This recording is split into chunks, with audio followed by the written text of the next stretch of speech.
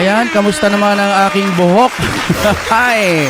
Meron na naman po tayong panonoorin. Ito'y galing sa Balitang Pinoy TV. Lagot, grabe to, kakapasok lang. Breaking news, lahat na shock. May malaking ebidensya. Ayun.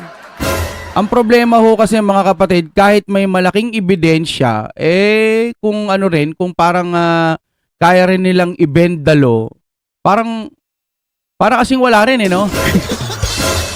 Ibibend the law lang nila, tapos balik na naman sa Duterte yung topic. Panoorin natin ito ng sabay-sabay. Anong meron dito, Sir Brents? Patingin nga kami ng fiber ni Juan mo. Kung gusto nyo naman ng mura na at mabilis na internet, nandito na ang fiber ni Juan. Maaasahan, kaya tawag na. Baka meron na sa inyong lugar ang fiber ni Juan. Yan, tanggalin na natin to, no? Para medyo kunwari solido. Eto na, panoorin na natin ito ng sabay-sabay. Ano po ba ang meron sa balita ngayon? BBM, Tambi, wala nang lusot sa bagong lumabas na ebidensya. Meron pong bagong ebidensya. Kalalabas lang. Oh. Pag-uusapan po natin. Dito wala na talagang lusot yung dalawang magpinsan. Kaso nga sir, nakakagawa sila ng mga mga teknikan mga magic. So, paano 'yon, no? Tuloy tayo. Malakas ata ng ilaw ko ngayon. Saglit lang ha. Sige, tuloy tayo. Ewan ko na lang kung talagang mahinang klase ang ating ombudsman. Hindi naman sa mahinang klase. Malalakas siyang mga yan Kaya nga nakakagawa ng magic. Ganun. Narito ang Haba na ng Pinoy TV. Balitang Pinoy TV, maraming salamat po talaga. Partner na po tayo, promise. Tsaka yung buhok ko, na i-stress na rin talaga, mamin. Pero bago po tayo magsimula, ipapaalala ko lang po, wag pong kalimutan i-like tong video na ito ha. Pagkakita nyo pa lang, like nyo po agad ang video na ito, itong vlog na ito. And sana po, doon sa mga hindi ko pa po subscriber, yan, subscribe naman po kayo dito. Konting lambing dito sa channel ni Coach Oli News PH. Tayo po ay magbabalik muli. Gusto ko tong bigyan ng komentaryo dahil ito, malupit ito. Talagang dito, magkakaalaman kung sino talaga yung naghahanap ng hustisya o naghahanap lang ng butas para makalusot. Talaga? Napaka-importante nito. Mamaya natin pag-usapan yung di umano malapit nang mamatay si Bongbong Marcos. Naku, wag naman sana. Wag naman sana. Talaga? Kung ano ang nadiskubre sa Ano to? Ano mayroon doon? Parang may sakit? Nako, wag naman kasi pangulo ho natin yan. farm to market road, overpriced daw po ng 10.3 billion pesos. Pambira, Laki. Overpriced. Farm to market road. Yung farm to market road, kalsadang pipitsugin lang yan. Minsan, one lane lang yun. Nagtatabihan kayo. Nakikita nyo yan sa probinsya? Oo. Yung parang lalakaran mo lang. Parang right of way, something like that. 10 billion ang overpriced. Overpriced pa lang yun. Putik niya ng overpriced 10 billion. Paano pa kaya yung presyo talaga niya na dinoktor nila? Ang galing. Sige, tuloy-tuloy na natin. Wala pa dun yung presyo nung daan, nung kalsada. Ibig sabihin yung 10.3 na yon na billion, ilan yung sa inyo dyan, mga taxpayers, napunta lang yan sa bulsa ng mga magnanakaw. At saan itong mga magnanakaw na ito? Ang 10.3 billion overpriced pa lang yan. So hindi pa yan ng base price. Hindi. Lagpas ng 10.3. Mga wala. Ito ang pwede mong ilagay sa maleta, Jen. Yung 10 billion, pang maleta na yan. Grabe, kailan kaya ako makakakita ng 10.3, no? Uy, naku, malupit ko. Ito, pag gusto. Magkaroon lang ako ng 5,000 pesos, masaya na ako Makakita lang, mahawakan ko lang yung 5,000, masaya na ako. Ang maleta mo na ito, overpriced Ayan mo. At na-discover ito, alam mo kung saan? Saan yan? Yung mga farm to market road na ito na nung tingnan ay hindi rin pala nagagawa pa. Kulang. So hindi nagagawa. Kung merong ghost projects sa baha, meron din ghost projects sa kalsada. Anak ng teteng naman yan. Anak ng teteng. Marami pa palang ahensya dito sa gobyerno. Hindi, DPWH pa rin naman yun. Doon pa lang sa DPWH, meron ng mga anomalya. Bakit po hindi natin muna tutukan yan, Sir Remulla, nating mahal? Congratulations, Sir Remulla, pero sana wag muna mga Duterte ang ating unahin. Unahin natin yung mga nakikita na natin kaysa doon sa hindi pa natin nakikita. Mas madali na pong mahagilap pag nandiyan na Kaysa naman cancelahin nyo yung red ribbon, blue ribbon, di ba? Tuloy tayo Kulang? Matatagpuan daw ito Ang tinignan dito yung 2024 national budget eh. 2024. Oh, 2024, ha? 2024, yung nakawan sa kalsada, ha? Grabe, Hindi 2016, hindi 2017, hindi panahon ng Duterte, panahon ni Bongbong Marcos. Oh, Eh, kasalanan na naman ng Duterte yan. Bakit? Bakit hindi inilagay sa 2016? Bakit hindi 2022? Bakit 2024? Abay, kasalanan na naman ng Duterte yan. Putik yan. Lagi naman ganun eh, ano? no? Saan yan? Last year lang yan. Okay. Magugulat ka kung nasaan ito. Nasaan yan? Sa Tacloban City. Nakaw, Tacloban City. Nakaw, Tacloban City. Taga saan ka? Oh Taga my saan God. ka? Tambi. Tut, tut, tut, Oh my God, Bicol. tut, tut, tut, tut, tut. Naku, dali. Ha? Oh. Saan pa? Saan pang lugar? Teka. Tacloban City? Tacloban City! No. Totoo, baka naman, baka naman dinadamay nyo na naman si dating Speaker Martin Romualdez yan, ha? Hindi naman binanggit yung pangalan niya rito. Tacloban City lang, nakalagay. Ganun? At, Sasabihin yan, parang yung sinasabi ni Bongbong Marcos. Wala akong alam dyan. Isipin mo, di ba? Lagi sinasabi yan ni Bongbong Marcos, inosente siya, pero yung anak niya nasa Congress. Oh. Oh. Grabe, no? Pangulo ka, wala kang alam sa nangyayaring anomalya. 3 taon na nandoon po lahat yung mga korupsyon. Wala ka laging alam. Mahal naming hindi pala mahal. Presidente, wala kang alam. Sabihin na natin talagang wala kang alam. Ibig sabihin ni hindi mo nabantayan as president yung mga nangyayaring anomalya. Wala kang ginawa, biglang nakalusot sa'yo. Hindi mo man gusto yung nangyari. Ibig sabihin, napaka-weak mo ba? Question mark. Napaka-weak mo ba para hindi mo malaman? Oh my God. Bakit ganun kayo? Ganyan sasabihin yan. Oh, wala akong alam dyan. Oh, pero sa nangyari na ikaw ay House Speaker, tapos yung corruption nangyari dyan sa Tacloban. Oh, Ay, my nako. God. Camarines Sur! Nako, Bicol! Bicol na naman. Nako, Bicol. Bicol na lang. Uy tinulungan dati yan ni President Duterte Sabi pa nga nito ni Tamba, no? Nagpapasalamat siya, dumating ang Duterte, bla bla bla. Ito yung mga walang utang na loob, ano? Kahit nga yung presidente ngayon, pinalibing yung tatay tapos yung ipinalit, dinala sa dahig si Tatay Digong, di ba? Isipin mo yun na lang, utang na loob man lang. O sabihin na natin, hindi na dadaan sa utang na loob. Kung may kasalanan, may kasalanan. Wala kang kasalanan. Kaya nila ginagawa yan. Ito'y base lamang sa ating panunood. Ito'y opinion lang natin sa mga nangyayari dahil ang tagal na po nating nagbablog mula pa noon. Kaya nagkakaganito kasi nga 2028 ayaw nilang manalo si BP Sara Duterte. Yun naman ang pinakatotoo sa lahat. Tahimik si Risa, tahimik sa billion-billion na 'di ba, sa hearing. Iibahin yung usapan sa iba. Parang wala siyang pakialam. Pero kay BP Sara, banat sila ng banat. Ngayon, tinapyasan pa nila ng budget, Bulbul talaga Itong mga taga-kabila talay tayo na. Sinasabi na yan kasi kinikwento na yan lagi sa amin ni Master Judea. Ang sakit sa ulo yan dahil taga Bicol yun, parati yung nauwi ron. Hindi ko alam kung sinong inuwian nun doon. Uy. Pero basta lagi nagpupunta ng Bicol yun. Kasi yun nga, hometown niya yan. Naku, grabe talaga daw ang kalokohan dyan. Saldi, taga Sangka, tandem kayo Yung top 10 list of extremely overpriced galing sa lugar mo, Tambi? Tama ba ako? Sa lugar mo, Saldi. Pangatlo, Bulacan! Bulacan na naman. Aray. Ano nangyayari dyan sa Bulacan? Ayoko na dyan. Mas maganda rito sa South. Naman! Talaga naman, Eastern Samar! Daraga, Albay! So, ito, hi. Grabe, Ito puro ay lahat doon Tacloban City, Bicol, Bulacan. Dyan. Kasi itong farm to Andiyan dyan talaga yung mga magnanakaw, no? Pambihira. Hoy!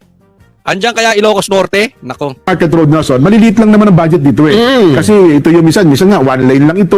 Minsan nga yung 2 kalsada lang Ang tawag doon yung parang pathway lang na magkatabi. Isa lang yung isa lang, one way, tricycle. Yun yung mga right of way lang, no? So, ibig sabihin, maliliit lang yung nakalsada, pero billion ang overpriced. Oh my shit, ang laki ng pera, no? Nagkasalubong ko tatabi na yung isa Di ba? Para madaan Kaya mura lang. lang talaga. Pero yung Tapos billion, 10 billion, wow Ang galing ng overpriced. depende pa siguro yun sa ano, no, sa totoong presyo o yung dineclare nilang presyo. Ano yan, no? mga 1 kilometro, 2 kilometro. Oo. Diyan ba siya na, nakalagay dyan? Ilang kilometro? Meron to number 1, 6.7 kilometers. Iba yung haba? Maliliit pero madami. Oho. At lumalabas Mahaba yung farm to market road sa 6.7. Matindi, kakaiba yan ha. pa dyan. Halimbawa, ang benchmark ay 15,000 pesos. Ha? Oo. Ibig sabihin, yun lang dapat ang presyo, doon lang iikot. Oho. Yung 15,000 pesos, in-overprice ng O yan, hulaan ninyo. Dapat daw ang benchmark, halimbawa, ang benchmark daw ay 15,000 pesos per meter. O, hulaan ninyo kung magkano. Lagay nyo dyan sa Okay, per meter ha, per meter. Okay. comment section per meter. More or less, nasa 3 feet yung 1 meter. Okay. So, sa 1 meter, Ah, dapat 15,000 lang. okay. Naiisip ko, kung magnanakaw ka, usually daw nangyayari before 10%, 20% lang. So, imbis na 15,000, gagawin mo lang 18,000. Para yung 3,000, kupit na ng mga magnanakaw. Oo, no. Kupit na yon, parang pinakagarapalan mo na yon. Pero ito, anong klaseng garapalan ba to? Oo. O kaya, kung garapal ka, yung 15,000, 20. gawin mong halos doble. O halimbawa ay 20,000. Ayan, Oo. garapal ka na yan. O 25,000. O, so may kupit ka ng 5,000 nun kung sakasakali. Pero matatapos mo yung project mo. Magnanakaw ka na pero tinapos mo yung project mo. Sila kasi nababalitaan natin, wala nang ang nagawa, ninakawan pa. Wow! Philippines, ang saya. Tapos pinagtatanggol pa ng taga-kabila. Ay! Grabe. Tuloy tayo. Pero hulaan nyo kung magkano ang presyo na nilalagay nila dyan per meter. Meter. Hulaan mo kung magkano. O, hulaan nyo. 15,000. Siguro ginawa na lang ano yan. 20. At ito 5,000. Okay, 20. dinoble, ginawan 30. 30. Malaki na. O, 30, malaki yun. Ay, Oo, malaki na yon. isipin mo, 15,000 mapupunta sa kalsada, 15,000 sa bulsa mo, pambababae ng mga lintik na mga buhaya dyan. Ay, Ba't pang bababae agad? nako, kilala namin kayo mga mahihilig sa babae dyan. Ha? O. Uy. Yun. Yung mga babae naman, na mga congressman na mga magnanakaw na dapat din daw imbestigahan, mahilig Bakit? Saan sila pupunta? Sa Adonis? Tanong lang ha. sa bag. Sa ba? Ganun lang yung paglalaki, mahilig sa babae, yung babae mahilig sa bag. Ano kaya meron doon? No? Dapat daw si Kimbo. Imbestigahan daw din yan, ha? Maraming Oo. nagsasabi. Pero Oo. tingnan natin kung mapupunta tayo kay Kimbo. 100% na yun. Ako lang 20 lang. 20 siguro. Nagsakayon ba kayo na dapat maimbestigahan din si Kimbo? Dapat. 5%. 5,000 ang dinagdag. Mula sa 15,000, Oh. ito'y overpriced ng 348,000 per meter. Putik niyan. Anak ng teteng naman yan. Kalsadang mga maliliit, inabot ng ganong presyo. Ba't sobra naman na pong garapalan itong Pilipinas kung mahal? Grabe. Mula 15,000 ginawang 348,000. Hindi na swapang yan. Damonyo na yan. Yan ang tinatawag naming damonyo. Sagad-sagad na yan. Saan kaya sila pupulutin, no? Pagdating ho ng paghuhukom, lahat ho tayo haharap sa Panginoon. Tapos, oy, ikaw, anong ginawa mo sa lupa nung nabubuhay ka pa? Ako po ay tumutulong sa mga mahihirap. Nagbibigay po ako ng mga ayuda. Nasa langit ka na, no? Nakapila kayo lahat to, no? Parang bago kayo pumasok sa gate, magsisinungaling ka pa. Tapos, isipin mo, lalagyan ko to, maglalagay ako ng mga 50 billion para papasukin ako ni San Pedro. Halimbawa lang, no? Ay, putik yung pera, di ko pala nadala. Totoo pala yung sinabi nila na yung mga pera hindi pala madadala sa langit ba? Yari ako ngayon dito, pantay-pantay na pala. Yung paghuhukom pala, pantay-pantay, hindi ka pwedeng maglagay. Agoy, durog ka nun. Papakita sa iyo sa tablet o sa cellphone. O ito, dito ka mapupunta, impyerno. Lalangoy ka diyan. No, nakalagay nga sa Biblia, hahanapin mo ang kamatayan. Pero hindi ka bibigyan ng kamatayan. Talagang habang buhay mong pagsisisihan, yung susunog ka o lalangoy ka sa dagat-dagatang apoy o kung ano pa man yun. Ayoko na, gusto kong mamatay na. Hindi pwede. Bahala ka dyan, pagsisihan mo yan. Kulang sila sa knowledge pagdating po sa Biblia. Kaya po, kung ano-ano mga pinagagagawa nila na hindi nila alam, baka akala nila ito na yung langit. Iniisip nila, madali lang magpatawad ng Diyos. Pag sorry ka lang dyan, ano naman yung Panginoon, mapagpatawad naman yan. Hindi ho ganun ng Panginoon. Kung nakaabot kayo hanggang dito, mga kapatid, pasabi naman, Duterte pa rin. Mga kaibigan, tuloy natin ha. Isang metro ng kalsada, sisingilin mo ng 348,000. Saan ka ba nagpakabit sa BGC? Grabe, kahit doon ano naman hindi naman ganun sobra kamahal. Nagpapagawa ka ba ng lobby ng isang hotel? Pambihi. Kahit tiles ilagay mo, hindi aabot ang ganung kalaking presyo, anak ng teteng. Tira, oh. O, Pilipinas, gusto nyo pa bang ipagtanggol yung mga ganito? Hanggang ngayon ba, naniniwala pa rin kayo sa ating gobyerno? Salamat kung ganon. Pero kami ho, mga kapatid, mulat na ang isipan natin. Hindi naman sa Duterte, maka-Duterte, fanatic ng Duterte, hindi. Nakikita natin kasi nandun yung tama, kaya dun po yung kinakampihan natin. Dati na rin ho nating sinusuportahan itong si BBM, pero wala na sumasablay na Hirap na akong ipagtanggol. Paano ko ipagtatanggol kung ganyan? No hate sa ating Pangulo. Dito na ako sa Duterte kasi tama. Pag nagkamali ang Duterte, bakit di natin sabihin mali ang Duterte? Gaya na lamang ng pag-i-endorse niya kay Madam Amy. Okay pa rin siguro kay Madam Amy kahit paano. Pero doon sa mga bilyar, ayoko yung ginawa niya. No, mali yung ginawa ni BP Sara para sa sarili kong pananaw. Kasi kita mo, anong ginawa ng mga bilyar? Wala. Bulok pa rin yung... Kaya BP Sara, wag na kayo magkakamali. Yung kaalyado lang ho. Di ba? Ganon tayo. Pag may nakita tayong mali, sasabihin natin. Kay BBM, hindi na manageable Talagang sablay talaga yung mga kapatid Paano nyo pagtatanggol yan? Mahirap na ho ipagtanggol yan, mga kapatid. Ay. Ulit, matindi po ang pera nila. Ililigaw nila yan sa Duterte, ililigaw nila yan kung saan-saan. Diba? Yan po ang issue dito, nakakainis kung bakit gustong iligaw ng mga lintik na yan doon sa mga buitre, sa mga barya-barya, and yet ganito ang nakawan. Huwag po natin kakalimutan, pakipaalala po sa bawat isa. Ito ay hindi pa ghost projects ng baha. Imaginein mo, kumita ka na ng bilyon dahil sa baha. Hindi ka pa nakakontentong animal ka. Anong klase kung kaluluwa meron ka? Aanhin mo yung ganyang karaming pera, kalaki mo, baka bukas ma-stroke ka, wag naman sana. Ang ibig lang natin sabihin, aanhin mo naman yung ganong kadaming pera. Ang mura-mura ng buhay sa Pilipinas. 50 million lang sa bangko mo, hayahay na buhay mo Di ba? Ganyan na po sila kakapal. Nakita nyo kung gaano kalaki yung kinukurakot. Kalsada lang. Farm to market na kalsada, simpleng kalsada yan. Hindi po yung kalsada ng expressway na talagang pulidong-pulido, makakapal, mahaba. Hindi po yan hindi yan daan sa BGC na magaganda ang sewage system. Tapos bukod pa yan sa ghost projects ng flood control. At hindi pa yan. Marami pang iba. Lintik tong mga ito, no? Ganyan po pahirap. Tapos, ang gusto nyong imbestigahan, Duterte. Talaga namang ginagago na ito mga Pilipino. Kaya ako wala akong kabilib-bilib dyan sa mga dilawang ipokrito na yan Dahil sa galit nyo, personal na galit nyo sa Duterte, and I even know some vloggers dyan. Dahil dyan kayo kumikita. Pipikit yung mata nyo sa mga ganitong klaseng nakawan. Anong klaseng paninindigan meron kayo? Sa kalsada. Bawat isang haba ng ruler. Overpriced lang. Ilang, 3 feet pala ang 1 meter, no? Isang metro. Ang isang metro, mga 3 feet. Ang presyo, magkano? Dapat 15,000 benchmark. Pero sila, ginawa nilang? Lagpas ng 348,000 per meter. Abay, ang tawag ng bata dyan, animal. Kaya siguro.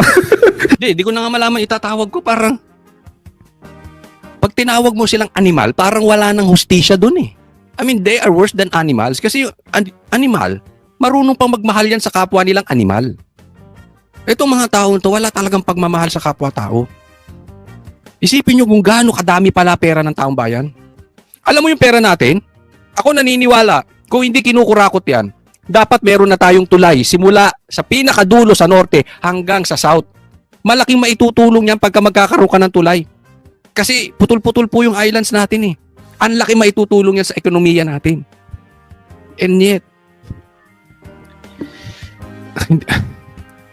hindi ko alam ano ba talaga ang purpose, bakit pinanganak yung apelyidong Marcos Romualdez sa Pilipinas. Hindi ko makitaan. Pakinggan nga natin, sino ba ang nagsalita rito, ha? Kung paano nila ito natingnan. Abot pa naman. Sige, Sige, yun lang sinabi. Yung nagsabi noon, sino yan? Kasi tinitignan namin yung ibang mga gawa. Like in 2024, ito, flash slide 22. Tinignan namin yung mga projects in different areas. And that tilinista namin yung top 10. Tawag namin extremely overpriced FMRs.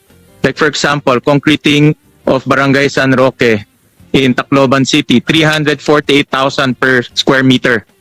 Per meter. Concreting of Barangay Lagyo in Camarines Sur, 263 per meter. Alam mo, nakakainis to. Ha? Ito obvious na. Katahan mo na lang talaga pagka itanggi mo pa ito. Pero syempre, itatanggin yan ni Tanbi. Of course, karapatan niya yun. Alam ka namang umamin yan eh. Hindi mo kaya mangurakot ng ganyan kung ikaw ay may konsensya. So itatanggi niya yan. Ang tanong dito sila Boying. Di ba? Iimbestigahan nyo pa ba yan? O formally pa rin iimbestigahan nyo? Iimbestigahan nyo ba yan, Boying? O iimbestigahan nyo sila Cheese? Yung ganun ba? Iimbestigahan nyo pa rin si Duterte pero ganito na ang problema ng Pilipinas. Diyan natin malalaman ang tayo ng ating ombudsman. Diyan mo malalaman ang tayo ng mga dilaw. Concreting of Barangay Ubihan, saan ba ito? Maykawayan City, 193,000 per meter. So, hindi lang to extremely overpriced, extremely overpriced. Aimee, tatawa-tawa ka pa dyan, Aimee. Sa kabila na nangyayari ngayon, maraming salamat, tumutulong ka. Seriously, nakakatulog to si Aimee ngayon. But Aimee, kailan mo papanawagan na mag-resign yung kapatid mo? Kung ikaw ay talagang para sa taong bayan, mag-serve ka sa taong bayan. Kung ikaw ay para sa kapatid mo, edi mag-serve ka na lang sa kapatid mo. Kasi, okay, maganda yung ginagawa ni Aimee Marcos. Wala tayong masasabi doon. I agree. Nakakatulong siya. Pero it's not enough. Kitang-kita mo na Aimee. Hindi mo matawag ng... Alam ko kapatid mo siya. Pero bilang senador, unahin mo trabaho mo kaysa sa kapatiran. Diba? Kita mo nangyari, ba't hindi ka manawagan ng resign? Secretary. Based on sa nakikita ko na Kasi alam niyo kung bakit sabi ko wala nang lusot dito si Bongbong Marcos. Hindi ito matatanggi ni Tambi. Nangyari sa termino niya eh. Whether kumita si Tambi ay si Bongbong Marcos dyan or hindi niya pwede ipagkaila. Responsibilidad niya yan. Bakit nangyaring ganyang katagal? Tapos may anak ka ron sa Congress. Tapos ganyang katindi, ang laki. Diba? It took you 3 years. Kung hindi bumaho yan at hindi umalingasaw, hindi ka pa mag-iingay. kita nyo, Mr. Chair, medyo shocking. But I guess... Tingnan po natin tong next, ha? Kaya naman, naniniwala ako sa sinasabi nito ni si Magalong. Actually, ilang beses ko nang sinabi yan dito sa aking vlog. Doon sa matagal na nakasubaybay sa akin, at the get-go, sinabi ko ito. Anong sabi ni Magalong? Sa tingin ko, mismong si Speaker Romualdez ayaw umuwi si Saldico. Kasi otherwise, siya lang makakapag-implicate sa kanya kung paano yung sistema na ginawa nilang dalawa. Yun eh. Delikado to. Kaya nga sabi ko, hindi to pa uuwiin si Saldico.